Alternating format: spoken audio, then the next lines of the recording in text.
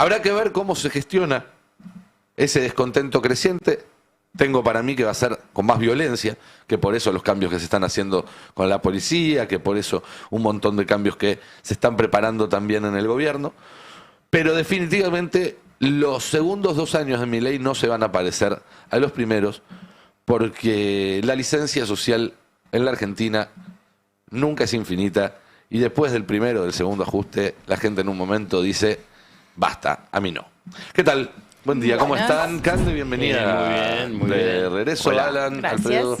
Fabuloso ese trabajo de la producción, porque fíjate la fecha. La fecha que comienza es el 27 de octubre. Después de la elección. Es el día después de las elecciones. ¿Cuál era el temor y el análisis que hicimos mucho respecto al día después y cuál fue la estrategia? Fue la estrategia del miedo. La estrategia del miedo es decir, uy, mirá, después de las elecciones, si pierde Milei, y Trump le suelta la mano, porque ya se lo dijo, y entonces hay un gran descontrol de la economía, el tema del dólar, y qué es lo que puede pasar con la economía. Tuviste el shock igual, a esto punto. Tuviste el shock igual y además es un shock que va a ir increciendo, vinculado con el shock en la estructura socioproductiva y laboral, que implica que las empresas van a despedir, cerrar plantas, o bajar los turnos, adelantar vacaciones. ¿Por qué? Porque hay una secuencia, en más de una oportunidad yo mencionaba el tema de la secuencia, es que vos tenés durante los 2 primeros años, y durante los 2 primeros años tuviste el ajuste.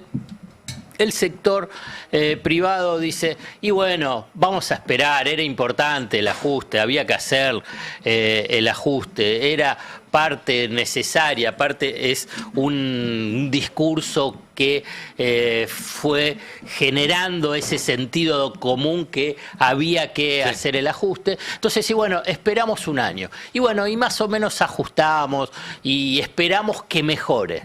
No mejora.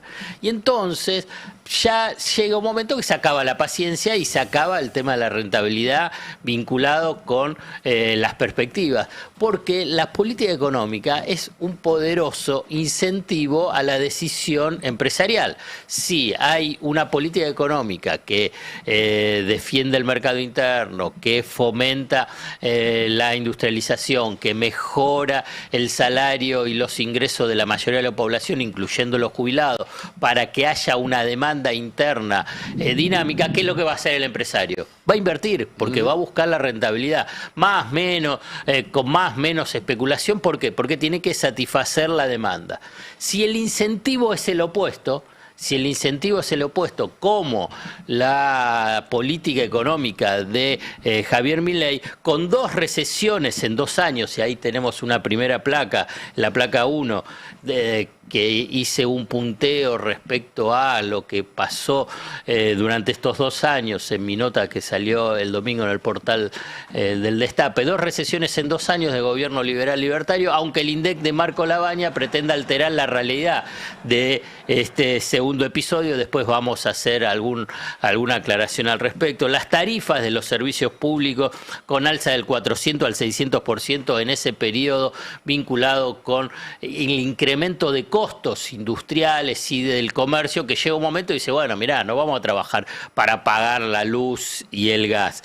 La caída del salario real y las tasas de interés son muy elevadas. La caída del salario real hace que se deprima el mercado interno y por consiguiente el giro comercial, y las tasas de interés elevadas eleva el costo financiero. Vos fíjate cómo es una pinza respecto a qué es lo que le está pasando a los empresarios y comercios. El dólar atrasado abarata importaciones, desplaza la producción local, y a todo esto se le suma una apertura económica vinculada con la baja de arancel de importación y el tema del comercio puerta a puerta, que se multiplica en rubros cada vez más diversos. ¿Cuál es el incentivo? Y cierro. Y despido personal. Por eso es toda esa secuencia. Esta es la consecuencia de la política económica. Es del triunfo de Milei, de ese 27 de octubre, que todos esperaban, che, no, bueno, ahora vamos a estar más tranquilos. ¿Más tranquilos? perdiendo los puestos de trabajo, digamos, despidiendo, Sí, cerrando. además, es importante, quizás hay una idea simplificada de que los negocios cierran cuando agotaron todos los recursos que tenían. Y la verdad es que los empresarios, sobre todo los más grandes, en realidad lo hacen todo mirando en perspectiva hacia adelante. Es decir, no esperan a estar en crisis si ven que la situación actual y inmediata los puede llevar a una crisis. Dicen, cierro ahora, levanto todo, me llevo las cositas y no esperan a perder la plata, digamos. Y sí, pues, llega un Es momento lógico. de saturación, Sí, sí, digamos, sí. que sí, bueno, ¿qué sirve? ¿Qué es lo que pasa en algunos, y fundamentalmente en grandes, es que se convierten en importadores? La historia argentina genera la posibilidad de una gimnasia de adaptación del mundo empresarial por ahí diferente al de otros países. ¿Por qué? Porque tuvieron la experiencia de la dictadura militar con José Alfredo Martínez de Oz y la apertura económica, la de la década del 90, la de Macri y ahora la de Milei. Dice, bueno, depende de los incentivos, bueno, produzco a nivel local o si no, me convierto en importador. El caso emblemático es Whirlpool, el caso emblemático de estos días, ¿no? Pero hay mucho, dice, bueno, entonces, ¿qué hacen? Bueno, mantienen su red administrativa, su servicio técnico y su red comercial, porque la siguen teniendo. Y entonces no es que se abandonan la Argentina, abandonan la producción nacional y por consiguiente la del empleo. Hay un debate que se da desde el mundo liberal libertario y dice, bueno, ¿por qué tiene que tener industria? A ver, ¿por qué la Argentina tiene que tener industria? ¿Por qué la Argentina toda tiene que sostener a 500.000 trabajadores respecto al resto de los consumidores? Quien lo llevó a ese debate en la red X es tu amigo Nico Aracre. Y perdóname, pero es así. Y bueno, sí, permanentemente vos me estás mencionando. Esa ¿sí? audiencia del programa es un 80 de este Bueno, pero programa. siempre te respondo a vos. Y bueno, sí, Le mandamos un saludo muy grande. Bueno, dice, en una serie de tweets, vemos la placa 2, durante décadas se crearon empresas que cazaban consumidores cautivos. Esto es el argumento especial, elegido ya desde Martínez de Oz. Digamos, no es novedoso lo que está diciendo Aracre. Digo que ya desde Martínez de Oz dice, bueno, los consumidores son víctimas de estos industriales que te cobran mucho más caro. Yo quiero simplemente mencionar este argumento o avanzar para desmontar este mito. ¿Ustedes se acuerdan que durante el periodo de Macri se hablaba del tema de las computadoras? Y entonces hizo la apertura de la posibilidad de las importaciones y una de las empresas importantes en Tierra del Fuego. Tierra del Fuego es otro debate, vale discutir el régimen especial de Tierra del Fuego, pero yo voy al argumento central que tiene, porque tampoco el macrismo desmontó el sistema de subsidio de Tierra del Fuego. Pero saquemos un minuto, por favor, porque quiero concentrar. Bueno, dijeron apertura. ¿Qué es lo que pasó con muchas de las empresas que ensamblaban computadoras en Tierra del Fuego? Cerraron. Pero ¿cuál era la idea? Que las importaciones iban a bajar los precios. ¿Bajaron los precios de las computadoras? No. Bueno, cualquiera que pueda ir a ver no dice, porque sí. Bueno, ahora con el tema de los lavarropas y de las heladeras, dicen lo mismo. ¿Bajaron los precios? No. Entonces, el tema de esto de que el consumidor es cautivo es parte de un engaño colectivo, discursivo, narrativo de la derecha, que en última instancia habla de una mentalidad sobre el proyecto de país, que es de un proyecto primario exportador. Pero además te agrego algo ahí. El caso de Whirlpool me parece que es clave. La planta de Whirlpool se instala acá en el 2022 con una inversión enorme, no para venderle lavarropas a los argentinos, porque el mercado interno argentino no justificaba esa inversión. Era para vender lavarropas a Brasil, para ver. Entonces, el problema no es solamente la pérdida de poder adquisitivo de los argentinos, que es un problema muy grande, sino que este modelo no cierra ni siquiera para los que quieren fabricar para exportar. Es un modelo que no quiere que se haga ni un tornillo acá. Es muy interesante porque a Whirlpool le pasó lo mismo en Estados Unidos. primera presidencia de Trump, a Whirlpool le pasa lo mismo que acá. Empiezan a Estados Unidos a importar lavarropas. Entonces la fábrica de Whirlpool de Ohio le dice, che, necesitamos que frenen la importación de lavarropas. Y cuando Trump gana la presidencia, va a la fábrica de Whirlpool de Ohio y dice, voy a frenar la importación de lavarropas porque productos estadounidenses hechos por estadounidenses. Y lo prioriza. Charlábamos con Nico, bueno, ¿a quién beneficia eso? Bueno, obviamente al dueño de Whirlpool, porque va a vender más acá, pero bueno, también beneficia a la cadena de producción estadounidense, a los trabajadores estadounidenses, a los comercios en los cuales esos trabajadores estadounidenses consumen, o sea, beneficia a esa comunidad. Y es muy loco cómo el fanatismo de Milei no lo lleva a imitarlo. Porque no, bueno, porque lo que pasa es que ellos tienen esa otra mirada, digamos. La misma empresa, además. Sí, es sí, como... sí, y vos lo ves, va a contracorriente de lo que está pasando, no solamente en Estados Unidos, lo que está pasando también en los países líderes en América Latina, México, Brasil y en Europa, ni que hablar en Asia, que es proteger tu mercado y impulsar la industrialización. Y vos hablabas de la crisis que se adelantaba si ganaba el peronismo en las elecciones. Y en este caso es una empresa norteamericana también, es decir, que ni siquiera el acuerdo con Bessent sirvió para proteger a la empresa aquí en Argentina, que uno podría decir, ¿se acuerdan cuando Bessent también dijo que después de las elecciones si ganaba Milei iba a venir una lluvia de inversiones, que había hablado con varias empresas? No, el tema es que la empresa no se confirmó ninguna, sino que encima cierran. Lo que decía Alfredo es que la empresa va a sobrevivir, ¿es cierto eso? La empresa y el dueño de la empresa va a sobrevivir. Lo que no sobreviven son 220 familias.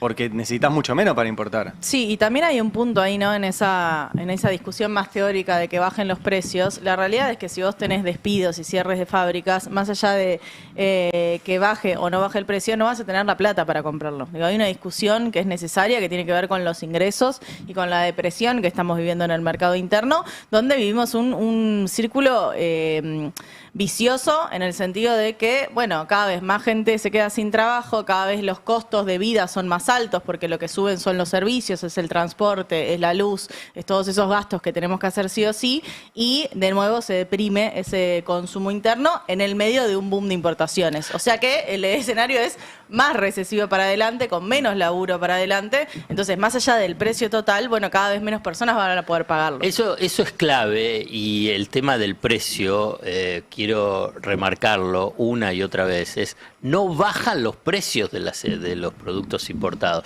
Sacá el tema de Shein, Temu, digamos. Que efectivamente son más baratos. Claro, que son más baratos, pero que es otra cosa, es otro producto. No es el mismo producto más barato, estás comprando otra cosa. Bueno, entonces, ¿qué vas a traer no sé, por ahí sí. Se puede traer un lavarropa a través de Temu, no sé. Claro. Pero si lo traes y no te anda el tercer día, ¿a quién le reclamás? Claro, entonces, Sturzenegger lo habilitó. Bueno, pero la cuestión es que no viene, puede. pero no viene. La cuestión es que no bajan. Eso es parte de esa fantasía que se vende. Sí. Es parte de esa narrativa falsa que se le vende a la población, a la que se le suma, dame la placa 4, que a mí me parece interesante porque este es un concepto que permea incluso ya con Sturzenegger durante el macrismo, Milei lo repitió, es que acá, ¿qué es lo que dice Aracre? Cuando el gasto agregado de las familias se va a productos más baratos, dando cuenta si existe esa posibilidad de que los productos son más baratos, ese ingreso se va a otras actividades. Solo Asia, el 80% del trabajo del mundo viene de servicios y comercio, digamos que en Asia no. Esta es la idea que en su momento Sturzenegger también dijo, vinculado a nivel conceptual, quiero apuntar, que el aumento de tarifa no es inflacionario. ¿Por qué? Porque el aumento de tarifa lo que hace es que vas a consumir menos, y entonces al consumir menos luz, gas, agua, lo que sea, todos servicios públicos, a vos te va a quedar un ingreso disponible que vas a hacer que consumas menos otros productos. Y entonces al consumir menos otros productos, esos precios van a bajar. Bueno, acá es la misma idea que teóricamente vos cuando el gasto agregado de las familias, porque los importados son más baratos, vuelvo a poner ese inmenso signo de interrogación, que si los importados no son más baratos, bueno, ese dinero va a otras actividades. La cuestión es que en los hechos eso no se registra. En el laboratorio, si querés, en los modelos de laboratorio, te puede dar cualquier tipo de ecuación. Eso no se produce. ¿Por qué no se produce?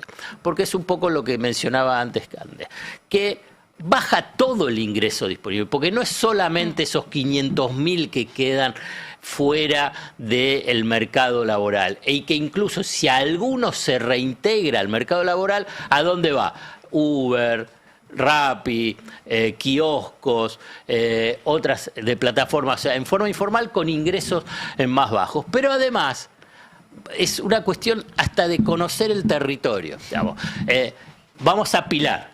Te cerró Whirlpool o bajó 200 familias. O sea, 200 familias menos que tienen ingresos, que tienen un ingreso fijo.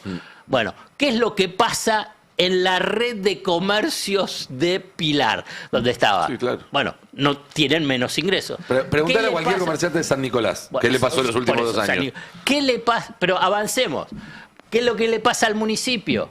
Recauda menos. ¿Y entonces qué pasa? ¿Qué tiene que hacer el municipio? Achica. Y achica. Entonces todo es un proceso. Vos lo mencionaste también en la entrada, en tu editorial de comienzo, que es un círculo vicioso del ajuste que te va deteriorando en forma generalizada. Entonces, pero no solamente ahí estamos, que te hablé sobre el comercio, sobre el municipio, sino la red de proveedores pymes que tiene Whirlpool o cualquier otra empresa. ¿Qué es lo que pasa? Se achica. Entonces también se dan cuenta que no es solamente esos 500.000 trabajadores, que además es un número importante, además que son los salarios más altos, que son los de mejor calidad, que además la industria a nivel global lidera las innovaciones y el desarrollo tecnológico, donde ponen a los países en la frontera del desarrollo. Por eso quieren todos los países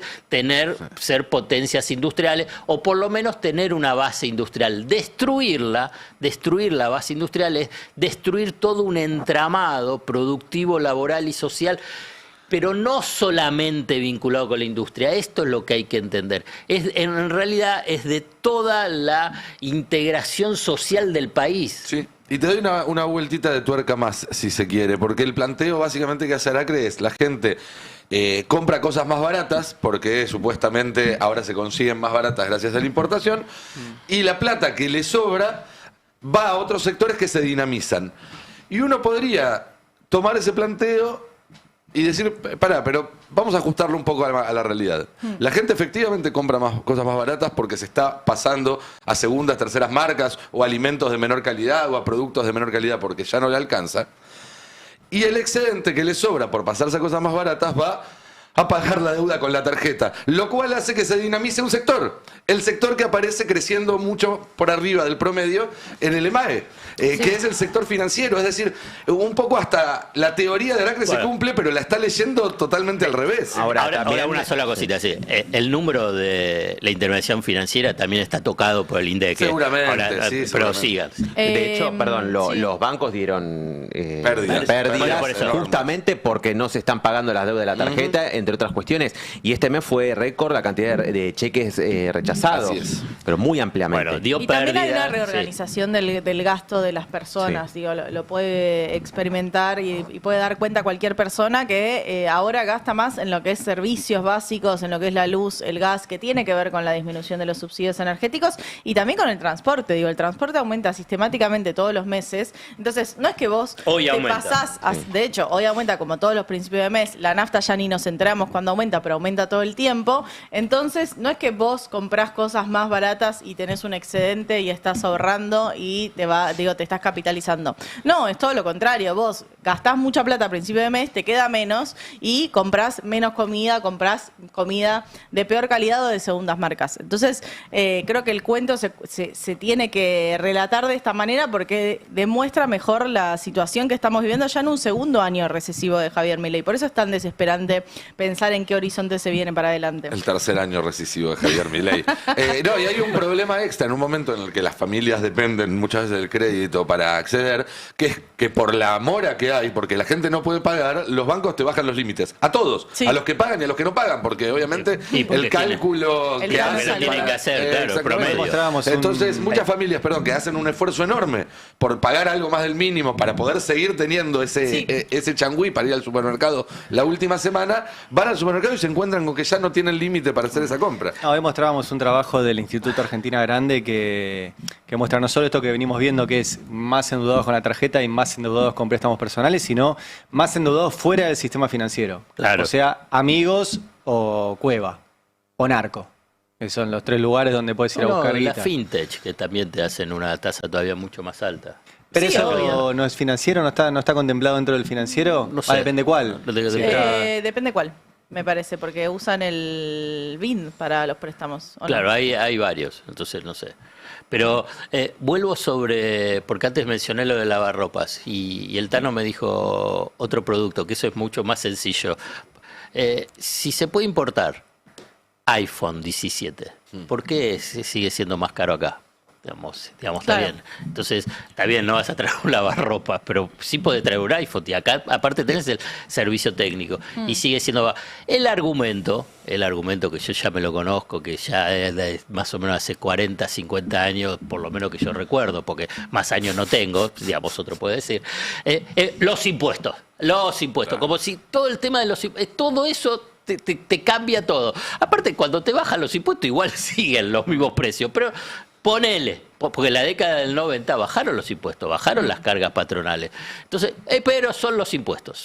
Entonces, ese es el argumento para desviar precisamente este argumento central que nosotros estamos planteando. Pero déjame retomar simplemente lo de la intermediación financiera, porque hace que nosotros estemos discutiendo, y por suerte sectores de la ortodoxia también lo discuten, sobre números que son magia, voy a ponerla así, que son la magia de la baña. En la placa 5, si la podemos retomar, hay una nota en la política online, que un estudio revela que la baña, directamente ellos ponen inventó. Yo estoy leyendo lo que dice la política online, no tomo la palabra inventó. Para mí aplicó un poco de magia. Inventó cifras de Creatividad. Ponele creatividad, está bien. Cifras de crecimiento de turismo y finanzas para que no dé la recesión. Porque vos ahí mencionabas, interesante, que los bancos dieron pérdida. Y el crédito al sector privado en agosto bajó. Y lo que hubo es todo un dibujo vinculado con el tema de la intermediación financiera previamente a las elecciones, que es lo que hubo. Hubo una suba de la tasa de interés, una suba de los encajes, un mayor movimiento vinculado con la cobertura cambiaria. Pero eso es crecimiento económico y además con los números. Esto es un estudio que hizo Analítica, y ahí menciona, pese que en septiembre el crédito al sector privado tuvo una caída real del 1,8% mensual y los balances de los bancos para el tercer trimestre fueron muy malos. Pese a todo eso, bueno, le dio positivo. Lo mismo con la variable del turismo.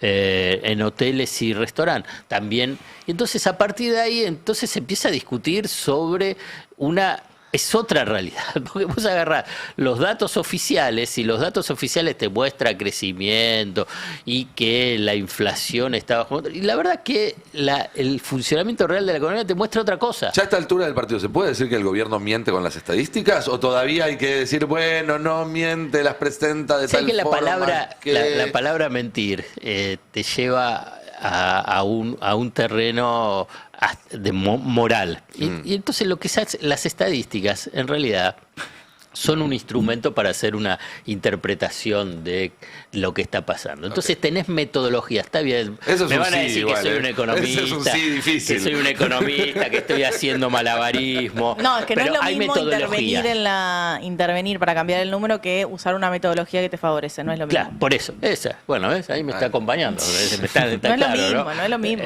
A usted le gusta la popular, ya sé que le gusta la popular. Pero La casta de los economistas acá se defiende. no, son El otro día hizo un pero chiste, son me el tema escribieron de como las ustedes ofendidos. estadísticas. ¿Sabes lo que Chicos, pasa? era un chiste. El tema es que es un cayó tema justo, o sea, pues vos ves, el EMA está todo publicado, entonces vos ves Sí. el del mes anterior decía menos 0,1. Si daba de vuelta menos, eran 3 meses. Claro, la recesión. ¿Y eso qué significa? Recesión. Entonces, justo, mirá qué oportuno, cayó una nueva metodología. pero cambió todo para atrás. Por Para eso. que Claro. pueda dar, tuvo que cambiar todo Justo para cayó atrás. una nueva metodología que lo que decía menos 0,1, ahora dice positivo 0,1. Bueno, es una Fue alteración. una casualidad. Es una alteración arbitraria de la metodología de medición Claro. de las estadísticas públicas. Yo la llamo magia. La magia. Y me parece Sí. bien. Yo no les dije nada. Contabilidad Yo no les creativa. dije nada. Que te dije, no miente. Yo no te dije, no miente. No dejó ese archivo, claro. No te dije eso. Simplemente Ok. es eso. Entonces, Bueno, el título sería Alfredo Zayat, 2 puntos, no mienten. no. Menos con menos es más, claro. Dos negaciones es una afirmación. Es una así. afirmación. Es una afirmación. Así es. Es una de las boludeces que aprendí en El la tema, a mí facultad. lo que quería seguir con lo de Alfredo también para preguntarle, porque hoy yo mostraba 2 cosas más temprano. Una de los números del Centro de Estudios de la UIA, del CEU. Sí, Y dio otra, -2 en octubre. Dio todo mal, Sí. todo, entero, todo en rojo. Y después charlamos más temprano con Gustavo Weiss, el presidente de la Cámara de la Construcción, que es el peor sector. O sea, Sí, bueno, pero él está entregado. está Hace bien, pero el mucho. tipo está 25 puntos abajo de lo que arrancó este gobierno. Eso es tremendo. Y- 25 puntos. De cada 4 ladrillos que se ponían en 2023, No, y se le, ponen le 3. pisaron Y casi el- 400.000 y el- millones de pesos y- de las deuda. obras. Y es el sector de privado que más trabajadores despidió. Sí. Yo tenía 85.000 según el CEPA, él dijo 120.000 y otro tanto, como bien vos decís, que siempre te lo reconocen, el impacto de la construcción, que es el proveedor y los comercios alrededor de cada construcción. Y la pregunta era, che, ¿y qué vende esto? ¿No? O sea, porque vos tenés los datos que da tu centro de estudios y tus datos de tu realidad, y la respuesta volvió a ser, bueno, había que acomodar la macro.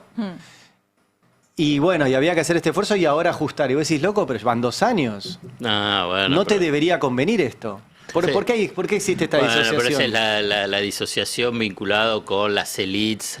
Entonces ahí te metes en el terreno político, ideológico, cultural, y pasa a ser bastante incomprensible. No, y también tenés Ese- el efecto psicológico de la inflación, ¿no? Que también da cuenta, incluso en sectores populares, que también por ahí están padeciendo parte de los aumentos de la situación, pero que igual terminan valorando esta estabilidad muy incómoda. Pero todo Y hay- es valorable. hay un punto Pero más. la estabilidad Ahora, es valorable.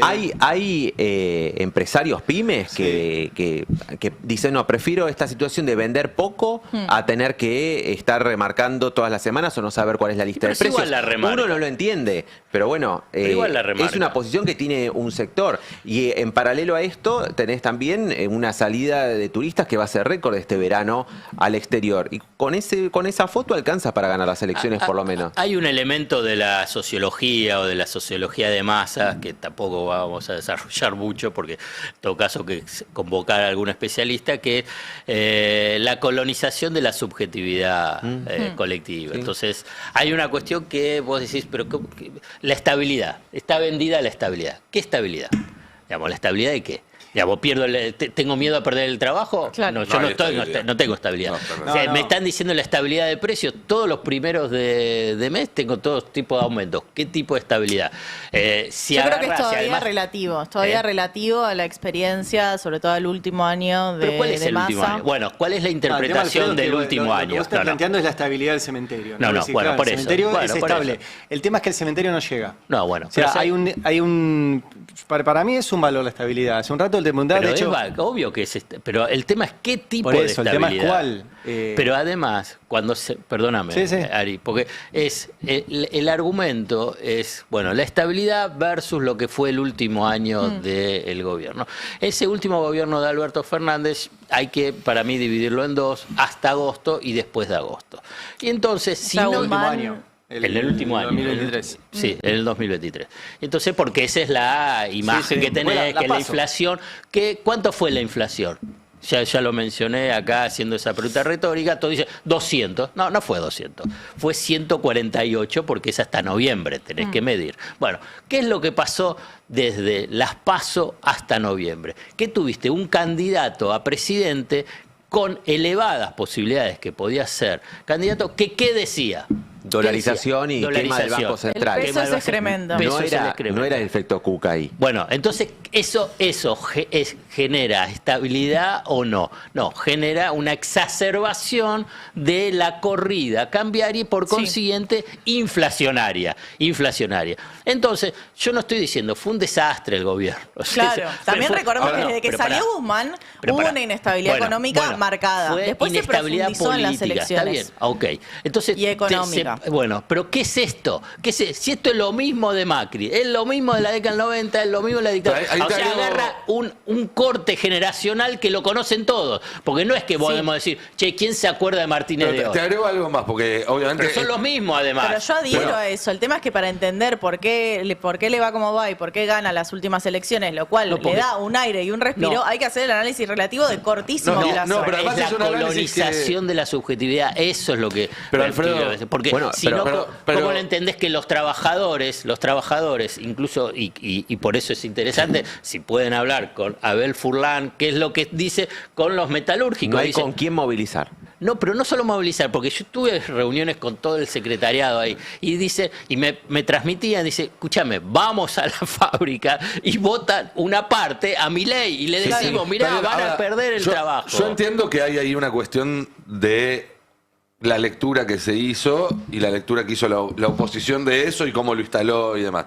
Ahora, también hay que tener en cuenta en cómo se instaló esa lectura, que tenés el que fue el candidato a presidente y último ministro de Economía, que se desapareció 2 años y nunca salió a dar esa discusión. Y el principal sector interno de la oposición diciendo, nosotros no tuvimos absolutamente nada que ver con eso y fue un gobierno horrible. Entonces, obviamente que la gente va a percibir que fue todo... Si nadie te defiende, nadie se hace cargo, y los que tendrían que salir a explicar esto que estás explicando vos, están hace 2 años borrados o levantando las manitos, bueno, va a instalarse la otra campana. Evidentemente, digamos. Entonces ahí hay una cuestión de autocrítica, en el sentido no de autoflagelación, sino de decir, bueno, pensemos qué hacer distinto para que las cosas salgan no, pero estoy de acuerdo. Lo que pasa es que yo intervengo con este comentario sobre ese sentido común que se va construyendo. Claro, lo que vos decís lo incorpora. Y me parece perfecto, porque es así. Si es verdad, es un desastre todo eso. Ahora bien, pero yo no me voy a comer el discurso de la narrativa de la derecha. No, obvio, eso es lo que es. Entonces, cuando la narrativa de la derecha dice, bueno, la gente aguanta esto por el desastre que fue el pasado. Pero escúchame, el desastre pasado lo tenés a Macri también, y lo tuviste a Sturzenegger, lo tuviste a Caputo. Entonces, que la gente que se banca, que te hundan en el endeudamiento, que la gente se banca que no pueda pagar la tarjeta de crédito. No. A ver, a mí me parece yo no que estoy de acuerdo en eso.